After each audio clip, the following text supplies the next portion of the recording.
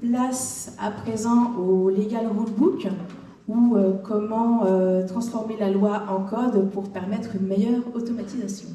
Alors pour ça, on va accueillir donc Pauline Zordan et Maître Simon Bernard qui vont nous présenter donc un cas concret sur le RGPD et le Data Act avec donc l'agent IA Data Contract. Donc on va découvrir la démarche de Law is Code, on en parle depuis déjà de nombreuses années, depuis à peu près 20 ans. Et on va dire que Law is Code est en action. Bonjour Simon. Est-ce que tu peux nous éclairer là-dessus? Oui, absolument.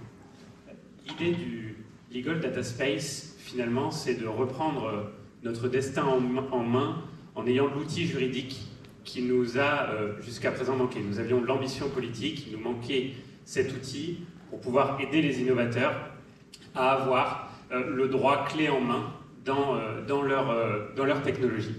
Ce qu'on essaie de développer maintenant, c'est les outils pour permettre aux entreprises, aux citoyens, de eux aussi pouvoir avoir de nouveau leur destin en main. Nous avons les outils politiques, le data contract en fait partie, pour pouvoir, notamment sur notre donnée, en reprendre le contrôle. Et ce que nous essayons de faire, c'est de produire un agent qui va en réalité automatiser pour faciliter la libération de données qui est permise par les textes. Sur cet exemple-là, on a en réalité trois grands acteurs. On a l'utilisateur, c'est en fait vous.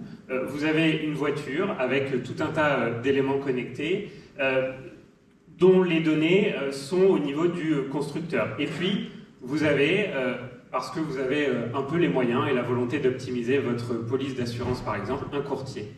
Et vous voulez que votre courtier récupère la donnée de votre objet connecté, de votre voiture, pour pouvoir vous obtenir la police d'assurance la plus avantageuse. Et pour ça, il faut différents éléments contractuels. Il faut d'abord qu'avec votre courtier, vous ayez le lien contractuel qui aille bien et la clause qui lui permette de faire les démarches, et puis que votre courtier puisse, lui, faire ensuite le contrat, la demande puis le contrat avec le constructeur. Et bien tout ça, nous essayons de l'automatiser pour vraiment reprendre notre destin en main grâce à cette brique qu'est le Legal Data Space.